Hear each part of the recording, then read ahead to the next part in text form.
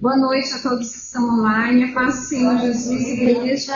A paz do Senhor Jesus também para os que estão online. Nós vamos iniciar agora mais uma escola bíblica, Comunidade Batista do Salvador, dando continuidade ao estudo bíblico que tem o tema nesse trimestre, a Igreja de Cristo e o Império do Mal. Nós vimos na lição passada a desconstrução da masculinidade bíblica.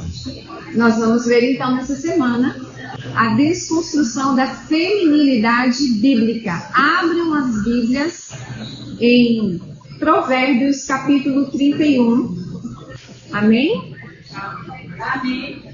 Pessoal, está em Provérbios capítulo 31, versículo 30, que diz assim: enganosa é a graça, e vaidade a formosura, mas a mulher que teme ao Senhor, essa será louvada. Amém? Oremos, igreja. Espírito Santo, em nome de Jesus, nós estamos aqui, Senhor, buscando de Ti o espírito de sabedoria, o espírito de conhecimento, para que venha sobre o nosso entendimento nessa noite, de acordo com a necessidade da Tua igreja. Não aquilo que nós queremos ouvir, mas aquilo que nós necessitamos aprender e pôr em prática.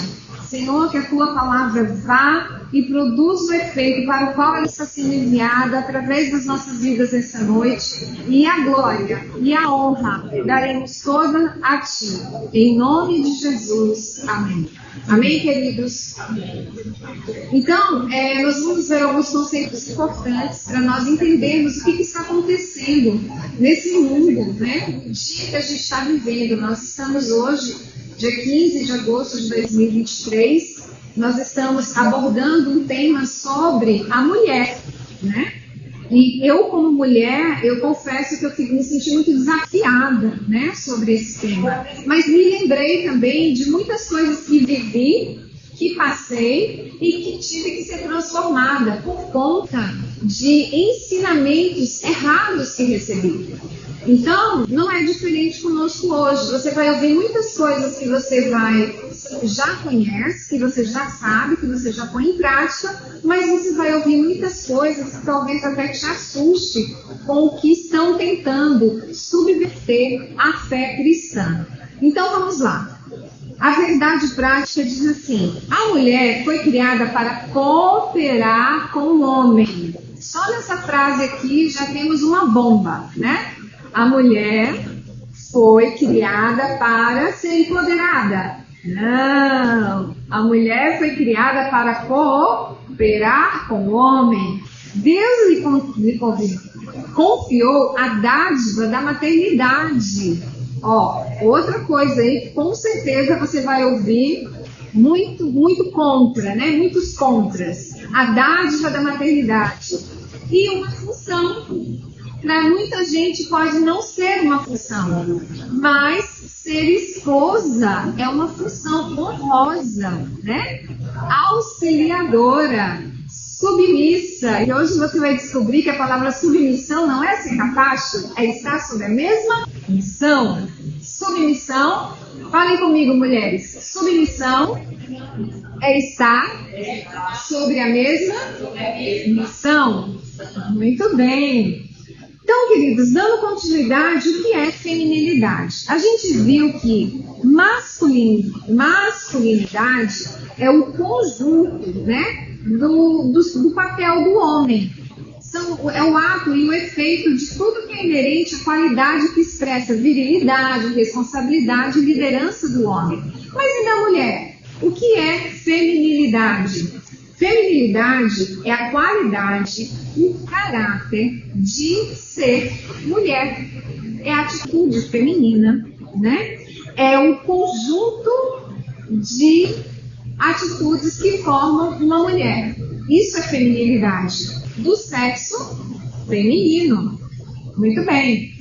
E o que é feminino? Refere-se à mulher, a fêmea, ok? E o que significa a palavra mulher? Olha que interessante. Lá em Gênesis 2:23 diz que nos foi dado o nome de mulher porque significa, sabe o quê? Do homem ela foi tirada. Uau! E aí, mulheres, nós somos tiradas do homem. Olha que bacana.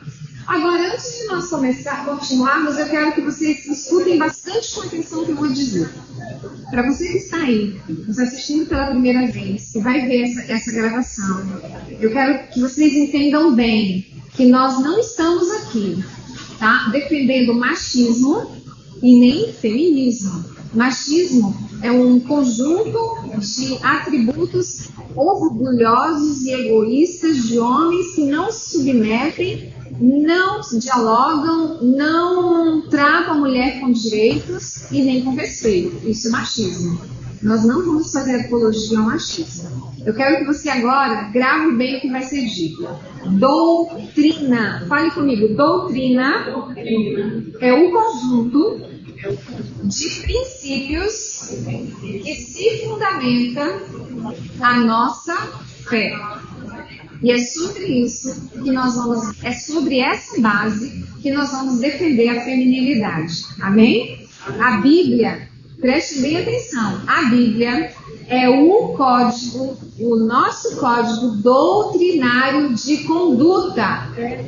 A Bíblia, vou repetir, é o nosso código doutrinário de conduta. O que significa isso? Que na Bíblia existem leis, tá? Leis, princípios, instruções de Deus para o relacionamento com Deus, com o próximo, logo com a família e sociedade.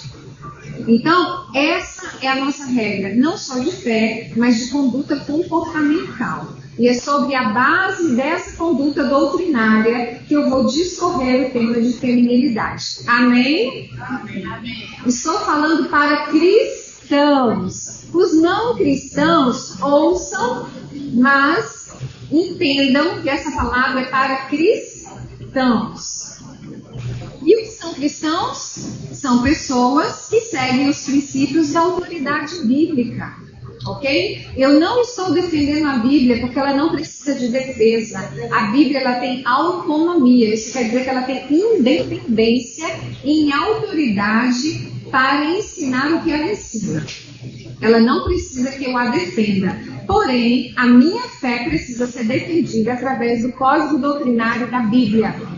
A sua fé cristã precisa ser defendida pela Bíblia. O que são cristãos? Vamos dizer para o pessoal que são cristãos? São pessoas que seguem os princípios da autoridade bíblica, da comunhão eclesial, com base no código doutrinário da conduta de fé em Deus.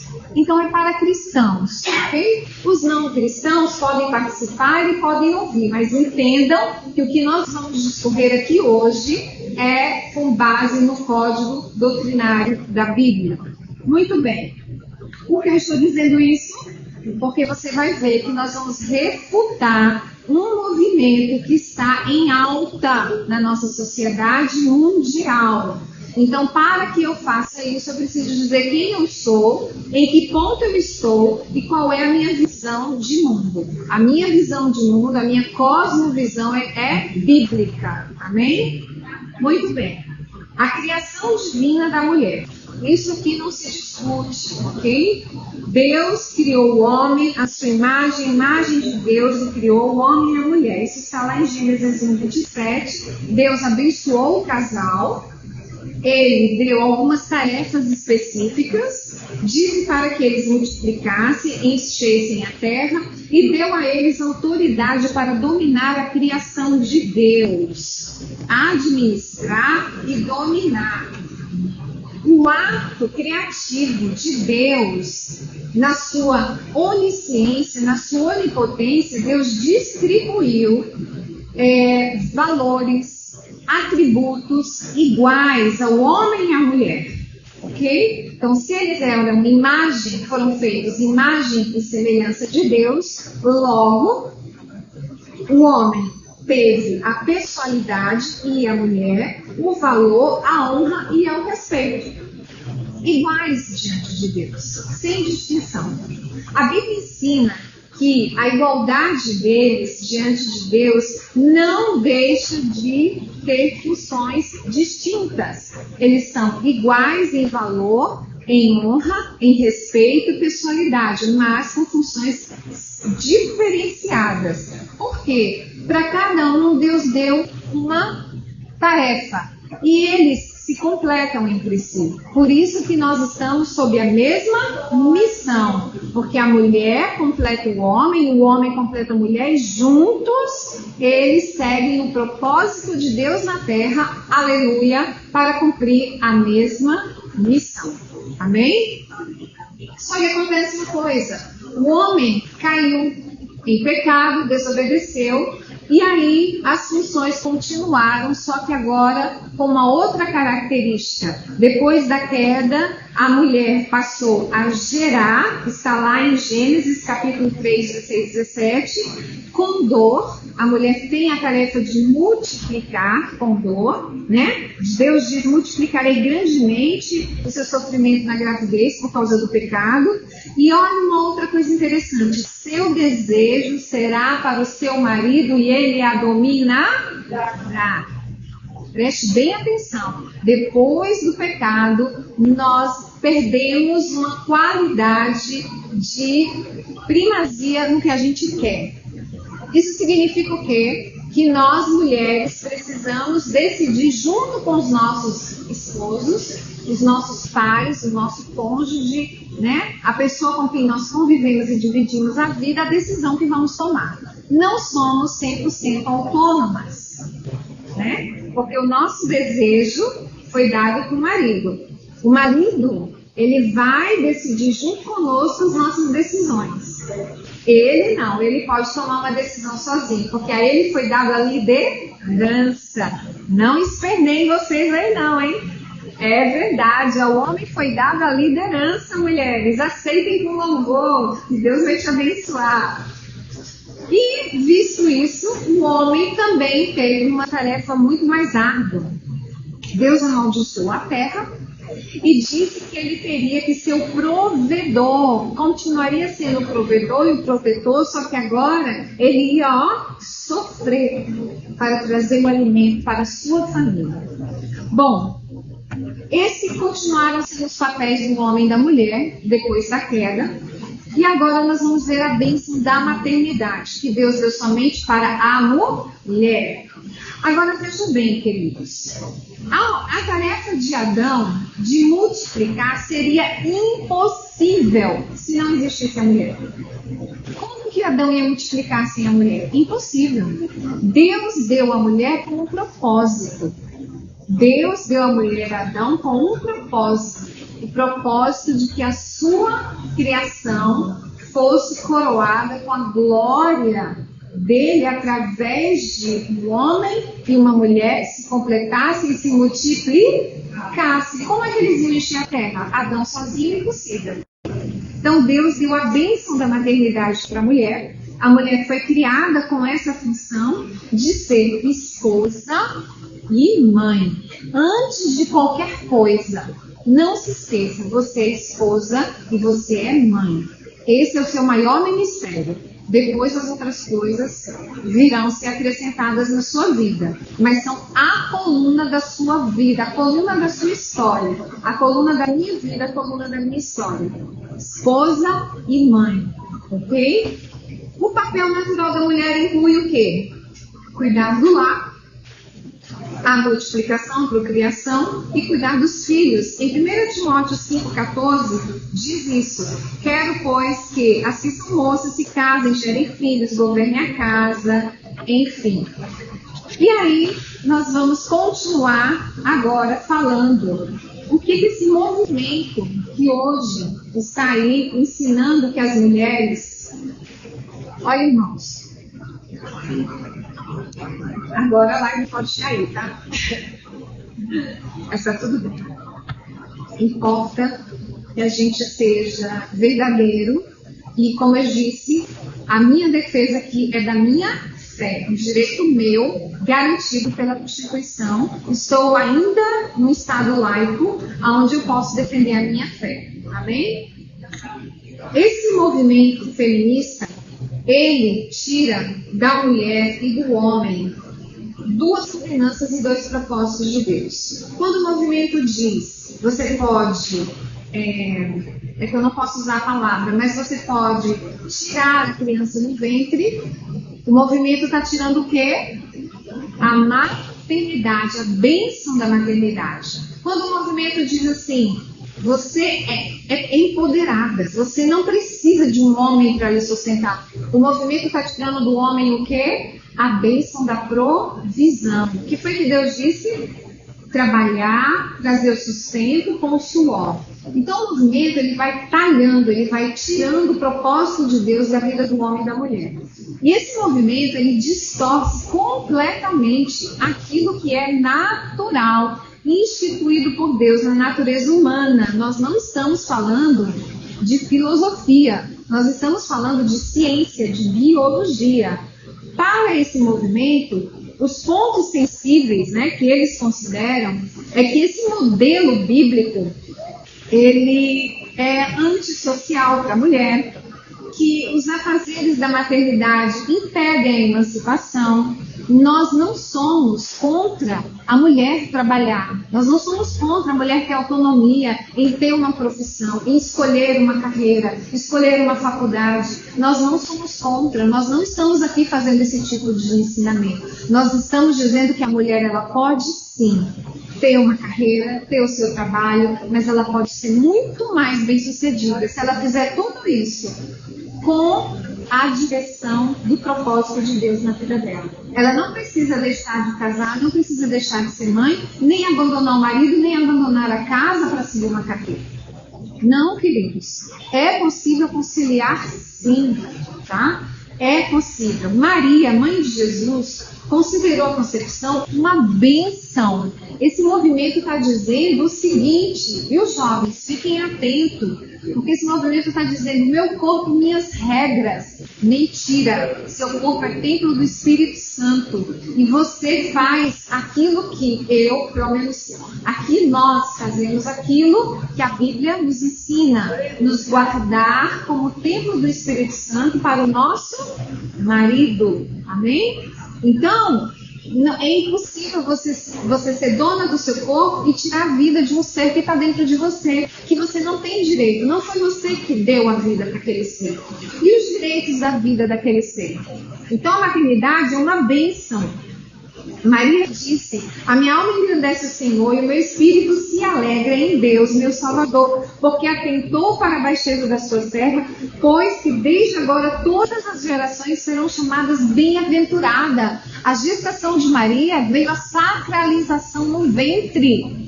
A vida no ventre é sagrada, queridos, né? E o movimento quer colocar na cabeça da mulher que ela tem o direito de tirar a vida de uma outra pessoa. Isso não é verdade. Continuando, também criticam, porque a mulher foi dita como auxiliadora. Na verdade, a mulher, ela é a coadjuvante, ela é participante, ela é a sábia que edifica o lar, ela é a conselheira do esposo, ela é a intercessora. Você está pensando que auxiliar é pouca coisa? Auxiliar é muita responsabilidade. Auxiliar é ser uma coluna do seu marido. Se você não estiver bem, a sua casa não está bem. É ou não é, mulheres? Se a mamãe não estiver bem, nada vai estar bem. Por quê? Porque a mamãe cuida do papai que não está bem e cuida do filho que não está bem. Agora, e se a mamãe não estiver bem? Não tem ninguém para cuidar. Então, a mãe tem que estar bem, ela tem que estar feliz para cuidar de toda a família, porque a ela foi dado esse papel por Deus, de ser a coluna, a edificadora. Então, a Bíblia diz em 1 Coríntios 11:9, porque também o homem não foi criado por causa da mulher, mas a mulher por causa do homem. Qual é o problema de aceitar isso? Nós somos criados por causa do homem, mas o homem não vive sem a mulher. Para começo de história, ele foi gerado por uma mulher. Olha como é importante.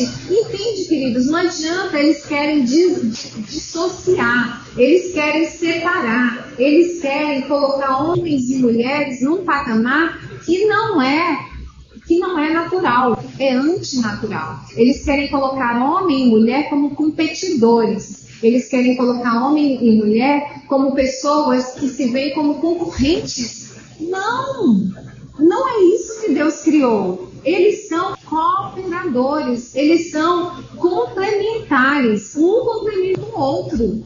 E um homem sozinho é infeliz, uma mulher sozinha é igualmente feliz. Não adianta dizer que ter dinheiro, ter carreira vai completar a maternidade dela, que não vai. Não adianta ter dinheiro, ter carreira e dizer que ela vai ser feliz sem um lar. Ela não vai. Ela pode ter outros prazeres, outras alegrias, mas a alegria de ser a ajudadora, auxiliadora, mãe, esposa, ela nunca vai ter. Ela nunca vai ser completa, porque foi para isso que ela foi criada. Entende? Então não aceitam o papel real, simples e natural da mulher, invertem e colocam um contra o outro, infelizmente. Mas nós estamos aqui para aprender o que é correto e justo diante de Deus. Amém? Auxiliar não é algo depreciativo. Salmo 33, 20 se refere a Deus como nosso auxiliador. A nossa alma espera no Senhor, Ele é o nosso auxílio, o nosso escudo, né? Então é uma bênção você poder auxiliar. É uma bênção. Deus fez a mulher para cooperar com o homem, o qual Ele vivia só. Lá em 1 Coríntios 11, 12 diz assim: no Senhor, todavia, a mulher não é independente do homem, nem o homem independente da mulher. Ponto. Né? Não se vive independente, mas infelizmente nós, a nossa geração, foi ensinada que nós não precisamos do homem para viver. Foi ou não foi, meninas? Vocês foram ou não foram ensinadas assim? Filha, você tem que estudar para arrumar um emprego, para não depender de... Foi isso que eu ouvi. Eu tenho certeza que foi isso que vocês ouviram. Nunca dependa de um homem. Queridos, se a gente for ver, existem realmente mulheres que sofrem porque dependem de um homem. No sentido disfuncional, tá? O que é disfuncional? Quando os papéis estão trocados. A gente vai ver isso logo mais. Mas Deus não nos criou para pensarmos assim. E eu tive que aprender isso na prática com Deus. Então, em Provérbios 5,18 diz que essa completude, ela é mútua. O homem ajuda a mulher ajuda o homem. Em Provérbios 5 fala sobre o leito matrimonial, 5,18. Seja bendito teu manancial, alegre-te com a mulher da tua mocidade. Prestem bem atenção, a procriação, a satisfação sexual, a vivência afetuosa, a vivência prazerosa são um altar de adoração diante de Deus. Acredite nisso. Você adora a Deus com seu ato conjugal, você adora a Deus com a comunhão na sua mesa, com seu marido, com seus filhos, você adora a Deus no seu quarto, você adora a Deus com uma vivência prazerosa. Deus participa da família ativamente. Deus é glorificado quando você e o seu esposo estão em comunhão dentro do propósito para o qual vocês foram criados. Amém? Aí, vamos voltar agora para a terra. Estávamos no céu. Vamos voltar para a terra. No século XVIII, surge um movimento feminista que veio com uma teoria de trazer igualdade política, social e econômica para homens e mulheres, né? Aquela história de que mulheres ganham menos, trabalham mesmo, mas isso a gente sabe que não é assim. Até porque tem muita coisa que homem faz que mulher não tem força para fazer. Sejamos honestas. Amém? Então não é todo o trabalho que a mulher pode entrar e competir o salário, não, porque a mulher não tem a estrutura física para fazer, por exemplo, extração de petróleo numa plataforma, pegar maquinário pesado e tantas outras coisas. Então, eles vieram com essa proposta. Só que esse movimento, ele começou a trazer uma avalanche de estruturas, mexendo com as estruturas da sociedade, dizendo que traria direitos reprodutivos, aí veio a questão de tirar a criança do ventre, aí veio com mexer a estrutura de liberdade sexual e veio com essa história de que não se nasce mulher, se torna mulher. Essa frase é de uma célebre feminista, que eu não faço questão nem de citar o nome dela, lá da França, dizendo que mulher não se nasce mulher. Olha, nós seguimos a Bíblia. Deus criou homem e mulher. Deus não criou um ser neutro que se torna ou homem ou mulher. Não. As coisas com Deus são definidas e claras. Biologicamente é XX ou XY. XX é mulher, XY é homem. Ponto, queridos. Não tem meio, ok?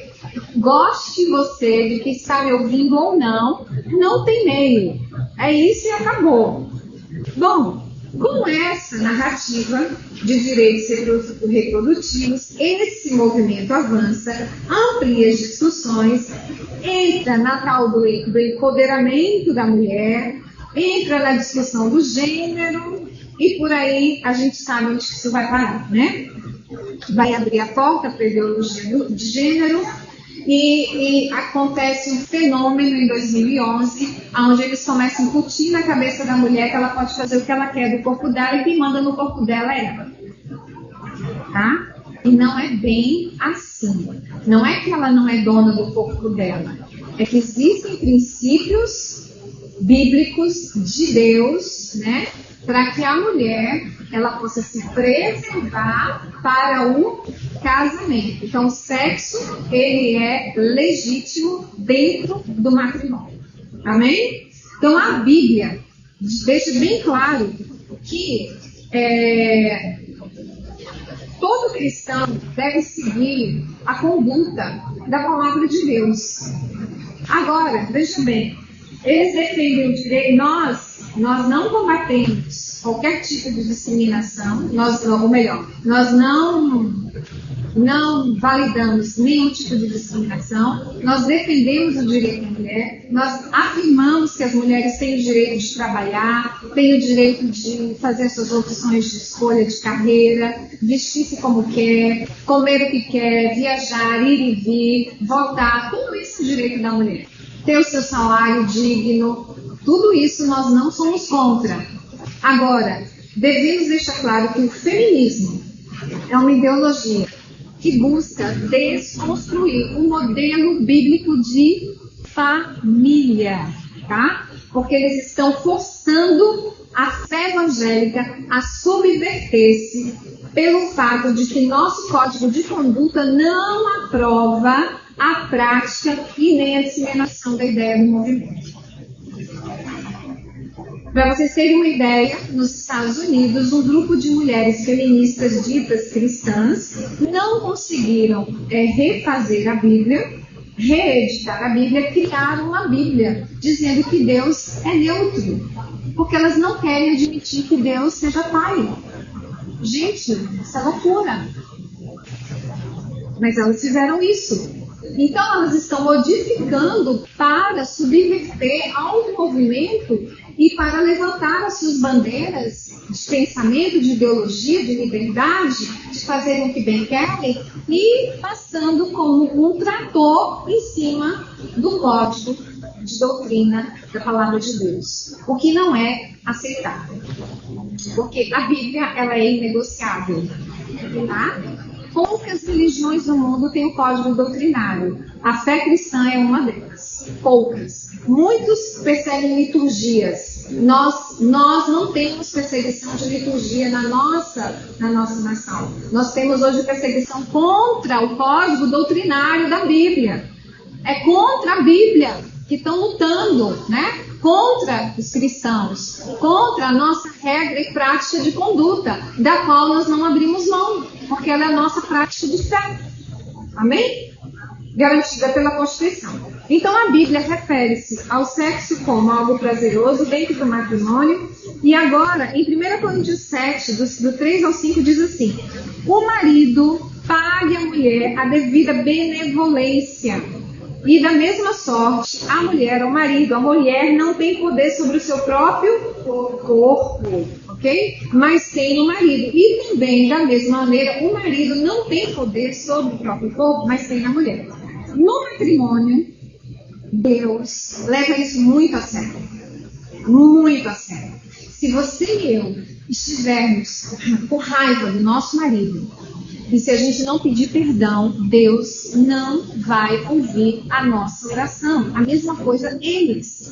Se eles estiverem com raiva da gente, se eles não pedirem perdão, Deus não vai ouvir a oração deles. Percebe? Deus leva muito a sério a palavra de Deus. Então Deus coloca os dois na mesma condição. Um depende do outro. Um não pode negar o corpo para o outro. Tem que haver um comum acordo, um comum ajuste.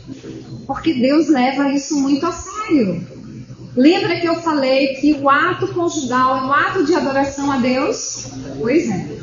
O seu leito é um lugar de comunhão com Deus. É um lugar de adoração a Deus. A mesa é um lugar de comunhão para Deus. É um lugar de adoração a Deus. Comam juntos, se alimentem juntos, almocem, jantem juntos. Glorifiquem a Deus, façam devocional na mesa.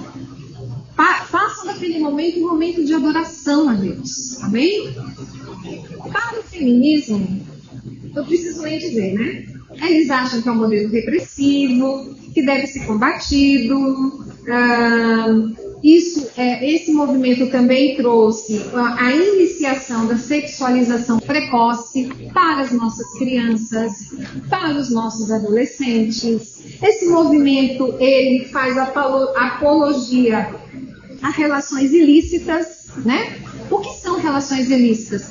Todos os relacionamentos fora daquilo que o nosso código doutrinário de conduta e comportamento ensina, que é a Bíblia. Por exemplo, relacionamento homossexual, fornicação, adultério, prostituição, são relações ilícitas diante da nossa Bíblia, palavra de Deus. E isso é incentivado pelo movimento, porque se há uma liberdade 100% sexual e um incentivo a isso, está liberado. Né? Então o movimento está trazendo esse outro modelo de desconstrução, mas vocês vão ver que no final isso é muito mais sério do que a gente possa imaginar. A Bíblia diz que Deus nos entregou as paixões vergonhosas, porque até as mulheres trocaram suas relações sexuais naturais por outras contrárias à natureza. Romanos 1:26, está na Bíblia. Também diz, não haveis nem os devassos, nem os idólatras, nem os adúlteros, nem os efeminados, nem os sodomitas, os ladrões. Teve um pastor que leu isso aqui, um pastor americano, e obrigaram ele a tirar todos os vídeos da conferência em que ele fez uma lista de pecados, porque ele disse quais os pecados levariam a pessoa para o inferno. Então, queridos, estão perseguindo o nosso código doutrinário. Percebe? Nós não podemos falar daquilo que nós cremos que é errado, porque outras pessoas não querem ouvir que a sua conduta, de acordo com a nossa palavra, a palavra de Deus, aliás, é errado. Não querem ouvir, não aceitam. Tudo bem, você pode continuar com a sua conduta, mas não venha obrigar a minha fé a se subverter àquilo que você pensa, porque você não gosta do que a minha fé ensina. A minha fé cristã, amém? A nossa fé cristã. Nessa esteira veio o quê? Aquela palavrinha lá que eu disse para vocês, né? Que é tirar o neném do ventre. Vem a gravidez indesejada, tudo isso na esteira desse movimento, tá? Que liberou geral, então pode tudo, faz tudo, pode engravidar enquanto criança, pode tirar do ventre a hora que quiser, é nesse nível. Desobediência gera morte. Salmo 107, 10 e 11 diz assim: assentaram-se nas trevas, na sombra mortal, aflitos, acorrentados, pois se rebelaram contra a palavra de Deus e desprezaram os desígnios do Altíssimo. Existem pecados que são praticados na inconsciência, ok? Quando a pessoa não conhece, mas o pecado de rebeldia, que é aquele que rejeita a palavra de Deus, é pior que a prática de feitiçaria, diz a palavra de Deus. Vamos dar continuidade ao nosso tópico. Ataque à família tradicional. O que a Bíblia ensina sobre família? Eu quero perguntar para você, o que é uma família? Quem são os pais? O que é lar? Né? O que é uma família? Lá em Mateus 19, 5, 6 diz assim: portanto, deixará o homem o pai e se unirá à sua mulher, serão dois em uma só carne. Assim não são mais dois, mas uma só carne. Portanto, o que Deus uniu ajuntou, não separe o homem. Ok, família. É isso que a Bíblia está dizendo. O homem cresce, a mulher cresce, chega na idade madura, já estudou o suficiente, pode até já ter uma carreira, mas vai agora buscar em Deus um parceiro, uma parceira de vida, de jornada, um companheiro, uma pessoa que vai ser sua adjuntora ou seu líder espiritual, sacerdote da sua vida. O esposo e a esposa, ok? Mas o que é a família? A família é o primeiro espaço de formação psíquica, moral, social e espiritual de uma criança. É a família quem dá o nome, é a família quem dá o sobrenome, é a família quem dá as características físicas dela, é a família quem dá a raça, é a família que introduz ela no ambiente social, da escola, dos amiguinhos, do bairro, do condomínio, da igreja. É a família que vai ensiná-la sobre Deus, sobre como ela deve se comportar em relação a Deus e ao próximo. É a família. E os pais são os primeiros e principais educadores de seus filhos. Existe uma frase que diz: nada é tão contagiante como o exemplo. Pais educam através de exemplo, muito mais do que falam. E o que é o lar? O lar é um ambiente equilibrado de aprendizado contínuo, né? Com respeito e afeição. É um ambiente onde a criança se sente segura, onde ela vai crescer, onde ela vai desenvolver o potencial que Deus colocou na vida dela. Ela tem os pais para direcioná-la. Os filhos são como flechas na mão valente. Então, é nesse ambiente de afeição, de proteção, de um lar funcional que a criança vai crescer. Mas para isso, esse lar tem que ser dentro de um casamento monogâmico, onde só tem uma esposa e um esposo. Tem que ser heterossexual. Deus é heteronormativo. Você só pode casar com pessoas de sexo oposto ao seu. Não pode ser do mesmo sexo. Tem que ser indissolúvel. Não pode ser um casamento que é para dissolver, para ser desfeito. E você precisa aceitar que o homem é o líder da família. Efésios 5, 23. E para a ideologia desses ativistas, né, feministas, essa forma bíblica é um modelo inaceitável. Porque eles dizem que a mulher se torna uma escrava, né?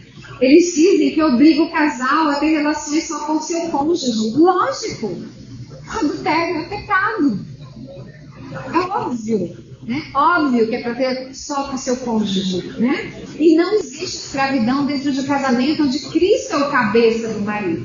Não tenha medo do seu marido ser o seu líder, porque Cristo é o cabeça dele. Você confia em Jesus? Você sabe que Jesus é um homem maravilhoso, Deus deu honra às mulheres aqui na terra? Você confia que Jesus salvou a vida das mulheres, que Jesus mudou a visão das mulheres em sua época, onde as mulheres eram humilhadas, Jesus deu voz e vez para elas? Pois é esse Jesus que vai mandar na cabeça do seu marido. Então não tem por que você ter medo de ter ele como seu líder, como seu sacerdote. Fale com o seu líder, com o seu sacerdote espiritual, Jesus, para conduzir o seu líder e o seu sacerdote aqui na terra para o seu marido. Simples assim. Amém? Um rápido parêntese. rápido, tá? Que não tem nada a ver com o tema, tá mais para mordomia cristã. Mas para que vocês, mulheres, saibam como isso funciona, no meu primeiro ano de casamento, eu era uma pessoa que ainda tinha muito do feminismo, né? Então, eu não era uma mulher submissa, eu era uma mulher pescoço. Já ouviu falar na mulher pescoço? É aquela mulher que pega a cabeça do marido, gira para um lado, gira para o outro, entendeu? Essa é a mulher pescoço. E eu era assim, né? E o meu marido, líder e sacerdote, meu marido não ia aceitar, nunca, né? Que eu mandasse nele. Mas foi assim que eu vim do mundo para Jesus, né? E embora eu esperei 9 anos pelo meu marido, eu ainda tive muita coisa para ser tratada por Deus por causa dessa mentalidade que a gente aprendeu na escola, com as amiguinhas, na vizinhança, na televisão, pelas novelas, né? Pelos seriados. E aí eu fiz uma lista para Deus. Eu falei, Deus, eu não gosto disso. Eu fiz uma lista para Deus de todos os defeitos que eu não gostava dele, né? E comecei a orar. Sabe o que aconteceu? Deus não fez nada com ele, mas mexeu comigo. E Deus começou a tratar comigo. E Deus começou a mudar a mim. Porque o que eu não gostava dele, na verdade, é porque eu não me submetia. Eu queria impor a ele as minhas características, né? Porque eu era uma mulher esforço, eu era uma mulher autoritária. Esse tipo de casamento vai ter problemas. Porque isso não é natural. O natural é o homem ser o líder, ele tomar as decisões. Você pode aconselhar? Claro. Vai participar sempre, mas a decisão final é dele, porque Deus vai cobrar dele. Ele é o protetor, ele é o sacerdote, ele é o provedor. É ele que vai ser cobrado por Deus. Fechando parêntese, Deus tratou comigo, eu mudei. Graças a Deus não sou mais pescoço, tá? Quando eu quero uma coisa que ele diz não, eu vou pro joelho. Se for de Deus, Deus vai mudar o coração dele. Se não for de Deus, amém. E aí fica tudo bem, ok? Fecha parênteses. Vamos ver então a tal da visão marxista. Queridos, olha, isso é muito sério, tá? Isso não é só um movimento. Isso é altamente articulado, isso tem um propósito, isso tem um fim em si mesmo. Qual é o fim, meus queridos? Eles querem tirar o modelo bíblico de família e instituir um modelo marxista. Qual é a visão marxista? A desconstrução da família tradicional, a promoção da liberdade sexual, com portas abertas para a ideologia de gênero e, por fim, a solução do matrimônio. Como assim? É isso mesmo que você ouviu. É uma sociedade que vai ficar um caos, porque a família é a base da sociedade. E se não tiver uma família estruturada, não tem uma sociedade estruturada e próspera. Tem um caos, anarquia, tá? E em anarquia ninguém vive, ninguém consegue viver. Todo mundo manda, todo mundo faz do seu jeito, vira uma bagunça. É isso que eles querem fazer. Para quê? Para que no final o Estado fique com seu filho. Tá? Você saia de jogo e ele fique com seu filho. Essa é a visão. Esse é o entendimento. Para quê? Para que ele se perpetue no poder e faça do seu filho um robozinho para mantê-lo dentro da máquina chamada marxismo. Tá? Então, esse arcabouço feminista exerce uma forte influência na identidade feminina e substitui mulheres femininas por mulheres masculinizadas. Quem já viu mulheres masculinizadas, tá? O que isso significa? Está equivocada. Mulheres com ímpeto de liderança. Está equivocada, querida. Eu sinto muito, mas está equivocada. Isso é antinatural. Não é natural. Não é natural você ser masculinizada, não é natural você falar grosso, não é natural você sair batendo, nem fazendo e acontecendo, não é natural você decidir o que acontece dentro da sua casa. Isso não é natural. A Bíblia diz em 1 Samuel 15, 23, que a rebeldia é algo que afronta diretamente a Deus, tá? Então, uma mulher que ela tem consciência que ela é mulher, que ela é feminina, mas ela quer se masculinizar, ela não quer receber ordens, ela só quer dar ordens, ela está afrontando o propósito de Deus na vida dela. Ela está atentando a Deus, ok? E o que acontece? Esses pecados cometidos por pessoas, né, deliberadamente, são considerados rebeldia por Deus. E isso vai gerar quando há troca de papéis, tá? Troca de papéis. O homem é o líder, mas deixa de ser o líder. Sabe o que vai acontecer? Ele não vai suportar. Ele não vai suportar. Porque ele não tem direito de escolher mais se ele quer ser pai, porque a mulher diz que pode tirar a criança do ventre a hora que quiser, que o corpo é dela. Ele não é mais o provedor nem o líder, porque ela diz que ela é empoderada, ela trabalha, ela se sustenta, ela mantém a casa, ela não precisa dele a não ser para, né, se satisfazer. Então, o homem não vai aguentar. Sabe o que vai acontecer? O divórcio. E sabe o que vai acontecer em seguida? Famílias disfuncionais.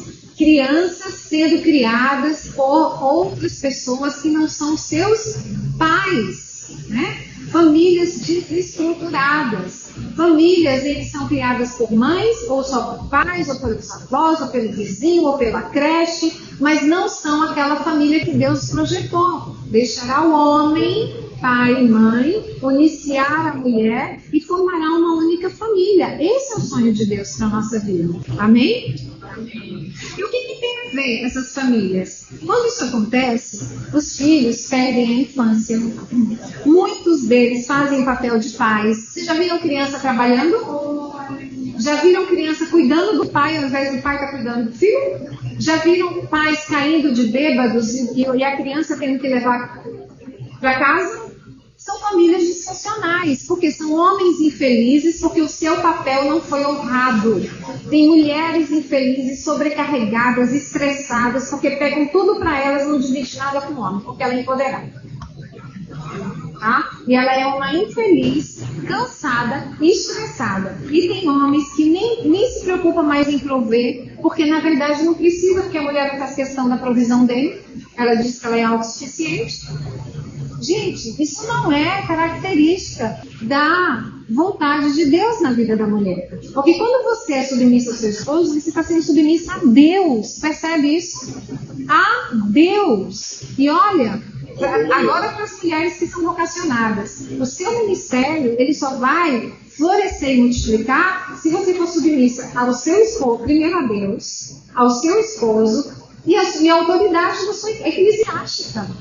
Tem mulheres que não se submetem, não querem ficar sob a autoridade de um pastoral, não aceitam, porque tem problema com a autoridade. Por que tem problema com a autoridade? O problema está na autoridade? Não, está na cabeça feminista, porque veio de um movimento que colocou isso na cabeça dela, que ela não pode receber a autoridade. Agora, abrindo um parêntese para a gente finalizar, falando da mulher virtuosa.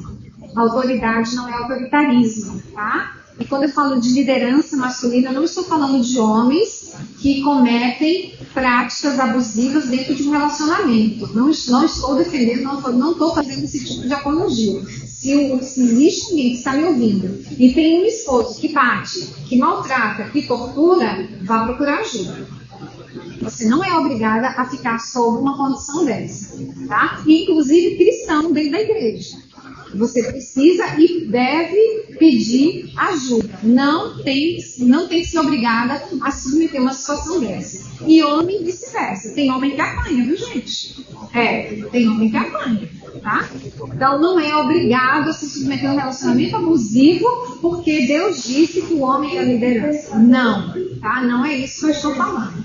Eu estou falando de um relacionamento funcional, de um relacionamento que você precisa buscar em Deus para que você seja feliz e abençoada. Porque eu fui, irmãos, comecei a ser abençoado quando eu me submeti ao meu marido. Quando eu peitava o meu marido, Deus não me abençoava, não. Porque Deus não é contrário à palavra dele. Simples assim. Deus vai me abençoar pelo que a palavra dele me ensina. Se a palavra dele me ensina que eu tenho que ser submissa e eu sou insubmissa, Deus não me abençoava. Percebe? Como Deus leva a sério a palavra dele? Amém. Modelo de esposa fiel para a gente finalizar. Provérbios 31 diz assim: a mulher, ela é virtuosa, né? E essa mulher virtuosa, ela tem um valor que excede de rubis. A mulher, ela tem um coração para o seu marido. E o coração do marido tem confiança nele. Está lá em Provérbios 31, 11. O que é confiança? Ele acredita, ele deposita a confiança nela. A mulher virtuosa, ela é confiável. É uma mulher leal, é uma mulher honesta, né? Não é uma mulher futriqueira, não é uma mulher rixosa, não é uma mulher que mente, não é uma mulher que engana, não é uma mulher que manipula, né? Manipula, isso é muito sério, manipula usando filhos, usando marido, usando pessoas, não. Ela é leal, ela não é uma mulher instável, ela é uma mulher que ela sabe quem ela é em Deus e ela sabe quem o marido dela é em Deus, ainda que ele não seja convertido, ela sabe quem ele é em Deus e ela olha para ele como quem é convertido, porque essa mulher ela precisa ter suas convicções em Cristo e ela não pode abrir mão das convicções dela. Vou contar um caso rápido. Meu esposo está aqui, pastor Jorge Santos, e ele sabe que eu estou falando a verdade. Ele presenciou, alguns anos atrás, uma amiga nossa, que nós circulamos, ela, uma adulta, né, uma artista plástica, muito bonita, muito inteligente, muito abençoada, muito criativa. Ela era casada com um esposo não crente, ela se converteu e ele não. E ela tinha um carinho tão grande em fazer, porque ela era artista plástica, ela enfeitava a mesa para a ceia do Senhor com maior alegria, né? E ela fazia aquela mesa linda para o Senhor. E as frutas ela comprava junto com o mercado dela. E o esposo, quando ela chegou em casa, que ela colocou as uvas que ela ia colocar na mesa, na ceia do Senhor, ele não gostou e perguntou para ela para que eram aquelas uvas. E ela disse: eu vou levar para enfeitar a mesa da ceia do Senhor, no domingo. E ele teve assim um ato de insanidade, né? Ficou agressivo e disse para ela: ou eu ou o seu Jesus, você vai ter que escolher. Com o meu dinheiro, você não vai comprar nada para a igreja. Ela falou: tudo bem, então eu escolho Jesus. 10 dias depois, ele morreu infartado. 10 dias depois. Tipo Nabal, sabe? Tipo Nabal. Um homem mau, rude, que maltratava a esposa. E ela, tipo Abigail. Típica Abigail. Ela já não está mais conosco, ela já partiu do Senhor. Mas 10 dias ele morreu com um infarto fulminante do coração em 10 minutos. Irmãos, não deu tempo de socorrer nada. Foi na frente dela, do filho dela, não deu tempo. O que acontece? Ele afrontou o Deus vivo. Ele afrontou a santidade de Deus. Ele afrontou e atentou contra o propósito de Deus na vida dela. Qual é o propósito de Deus na vida do ser humano, irmãos? Ser salvo, adorador, ser filho, ser filha. Ele afrontou. Deus tirou a vida dele da terra. E não foi salvo não, viu? Porque não deu tempo não. Isso quer dizer, Deus sabe, né? Em 10 minutos ele pode ter se arrependido. Deus sabe. Então, queridos, Deus leva muito a sério a palavra dele. Amém? Fecha parênteses. Para terminar, a conduta dessa mulher virtuosa, ela é de pureza sexual. Pureza sexual. Ela é administradora de finanças, ela não coloca a família em necessidade, ela não é aquela mulher insana que gasta e deixa o marido com a corda no pescoço desesperado e a família passando necessidade porque ela gastou. Não, ela não é assim. Né? Ela é uma mulher que ela prepara as refeições com amor, ela tem prazer em fazer isso, ela cuida da sua casa com prazer, com alegria, ela é sábia, ela é bondosa, ela antecipa, né, as suas atividades, ela não é preguiçosa, ela é uma mulher muito abençoada, ela é uma bênção. Amém? Às vezes a gente quer muito de Deus uma bênção, mas a gente esquece de ser uma bênção, né? Então a gente quer que o nosso marido seja uma bênção, mas a gente também tem que ser uma bênção para ele, amém? Então, conclusão. A mulher, ela é generosa, cheia de energia, ela tem o seu valor inestimável. O seu valor não reside na aparência física, mas no coração temente a Deus. Sobre isso eu gostaria de abrir um outro parêntese. Nós, mulheres, precisamos deixar que o Espírito Santo, que a imagem de Deus, resplandeça em nós, através de nós. Às vezes a gente se preocupa muito com a vaidade, mas esquece que a glória de Deus tem que resplandecer de dentro para fora. Amém? A Bíblia revela, finalizando, que homens e mulheres se complementam. Está lá em Gênesis 2:24. Dessa forma, o marido e a esposa são iguais como pessoas, mas diferentes em funções estabelecidas pelo próprio Deus. Deus confiou às mulheres a dádiva da maternidade, de ser auxiliadora. Essas características que determinam a feminilidade da mulher. E a desconstrução desse modelo coloca a pessoa em rota de colisão com a vontade de Deus. Agora eu digo para você, tem coisa pior do que andar na contramão de Deus? Tem coisa pior, irmãos? Quem somos nós para ir na contramão de Deus? Tem muita gente que está indo, só que a vida não sai do lugar, percebe? Não é feliz, não é próspero, porque ele está indo na contramão de Deus e ainda bota a culpa em Deus. Tá? Então, o machismo, ele inferioriza e desonra a mulher, assim como o feminismo inferioriza e desonra o homem. Então, são duas teorias egoístas, humanas e egoístas, falando, né? Egoisticamente falando, não glorificam a Deus. O amor e o respeito da mulher cristã é a instrução que a feminilidade de Deus colocou em nós para glorificá-lo. Lembra de Maria? Glorificar a Deus com a maternidade, glorificar a Deus com o seu casamento, glorificar a Deus com o trabalho que Ele lhe deu, glorificar a Deus porque você ainda tem que cuidar da casa, do almoço, da janta. São dádivas, irmãos, são bênçãos, é coisa prazerosa. Isso marca a vida dos seus filhos, marca a sua vida, marca a vida do seu marido, né? Portanto, amor e respeito são fundamentos para um casamento equilibrado e feliz. Cada um de nós, aqui diz assim, Efésios 5:33, para finalizar. Cada um de vocês também, isso é para os homens, tá? Ame a sua mulher como a si mesmo. E a mulher trate o marido com todo respeito.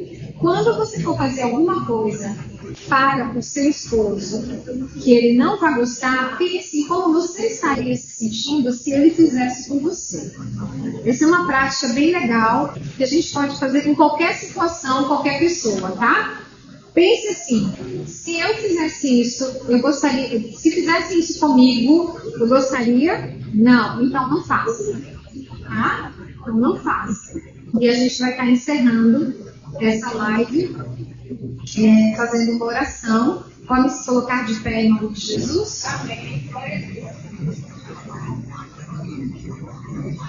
Pai, em nome de Jesus Cristo, nós queremos te agradecer pela tua santa palavra. Senhor, nós queremos ser mulheres femininas de acordo com o propósito que o Senhor criou para nós, nos nossos relacionamentos, no nosso relacionamento como filha, como cônjuge, como amiga, como serva, como membro da igreja. Senhor, nós queremos participar da sociedade como pessoas que venham agregar valores cristãos, Senhor, bem claros e definidos, de acordo ao que o Senhor criou para as nossas vidas. Nós queremos, Senhor, declarar que nós somos mulheres felizes e abençoadas, e nós amamos o modelo que está na Bíblia, porque ele está de acordo com tudo que o Senhor colocou na na nossa natureza humana feminina. Abençoe também os maridos, os homens, as mulheres que ainda não se casaram, os jovens, as crianças. Senhor, toma o futuro dessa nação nas tuas mãos. Tem misericórdia das nossas vidas, das nossas famílias que estão sendo bombardeadas por essa ideologia, por esse movimento que tem um único objetivo, Senhor: destruir a família tradicional. Mas nós cremos no seu poder, na sua graça e na sua misericórdia sobre cada família brasileira, e que Jesus Cristo, que é o Senhor, seja o centro da vida de cada um de nós. Nós pedimos e te agradecemos por esse momento tão precioso. Em nome de Jesus, abençoe também aqueles que ficaram conosco até o final dessa live, dando a vitória, suprindo as suas necessidades, em nome de Jesus. Amém? Obrigada a vocês que ficaram até o final conosco.